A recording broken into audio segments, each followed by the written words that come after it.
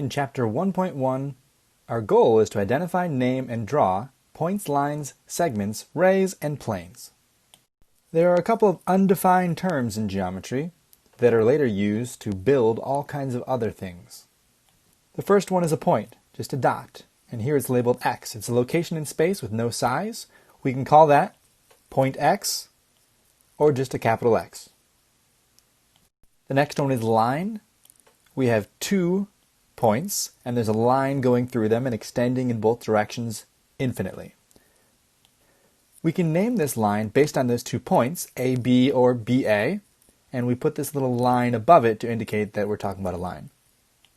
We can also call this line M, this one cursive lowercase letter. The third one is a plane. If we look at this rhombus, there's 3 different points on it, A, B, and C. But this actually extends infinitely in all directions. We can think of a plane like a piece of paper, or a floor, or a wall, or a ceiling. It's a flat surface. We can name the plane by 3 points that are on this plane, as long as those planes are not all on the same line. Here's a couple of examples. Or we can call it plane K. Notice there's no point next to the K, just like there's no point next to the M. Postulates or axioms are true statements that you don't have to prove, and we use these to build some other theorems.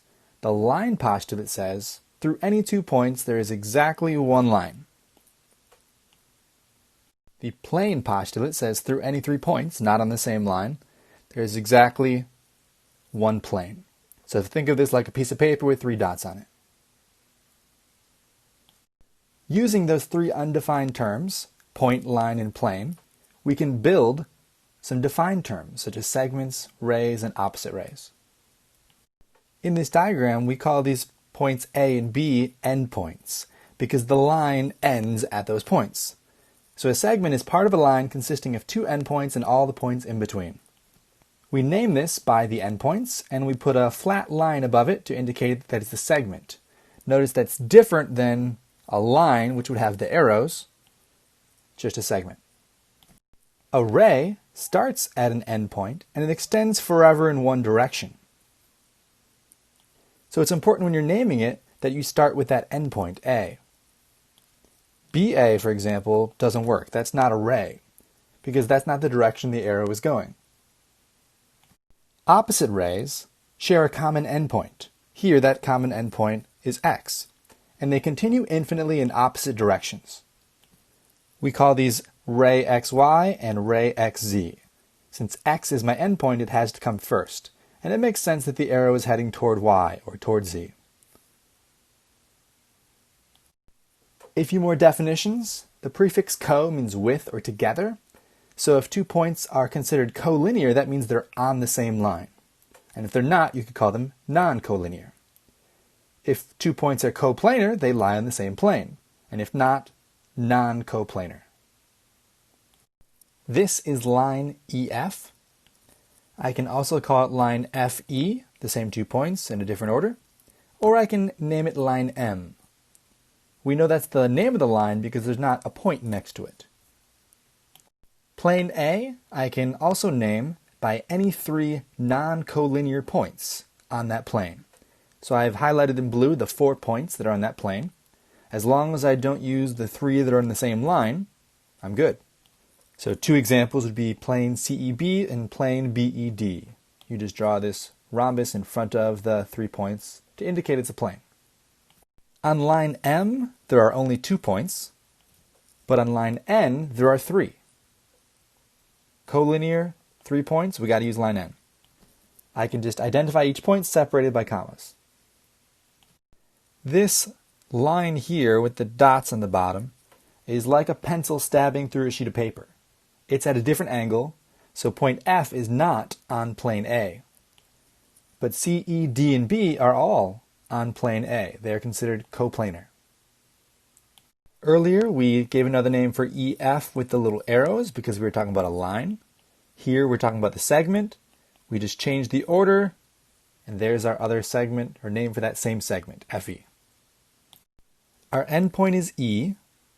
The ray is EC. If we want the opposite ray, we have to head infinitely in the other direction.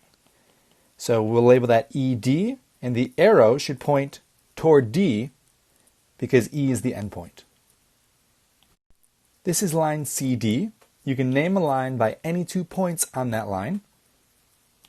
So I can switch around the order and say DC, or I can pick one of the other points like E along with C. You name a line based on 2 points. Number 2 is this segment. The only other way to label it is to reverse the endpoints and call it segment EC.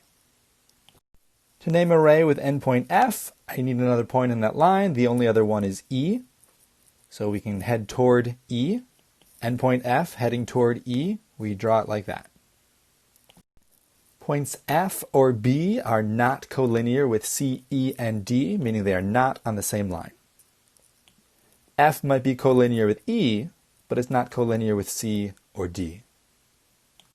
Point F is not coplanar with B, C, E, and D. That's the only point in this diagram not on plane A.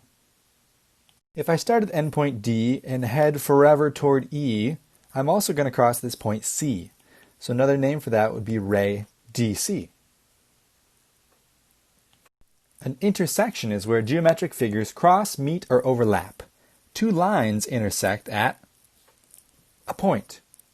Here, LM and PM meet at point M. 2 planes intersect at a line. Here, plane D and plane A intersect at this line. We could label that based on any of the 3 points X, R, and Z. Let's call it line XZ. A plane and a line intersect at a point. In this example, plane HEF and line GC intersect here at point G. A, P, and B are collinear on this blue line. C, P, and D are collinear on this red line. J, D, and K are collinear on this green line. This is line CD in blue. It's intersected by line AB in red and line JK in green. And there's a couple different names you could give those lines, so yours might look slightly different. The only plane with 4 or more points in this diagram is plane R, and here are all 5 points that exist on that plane. They only asked for 4 of them. Plane R and line JK intersect right here at point D. Plane KAG in blue and plane BEG in red intersect here at line KG. Segment AK and plane BEG intersect here at point K.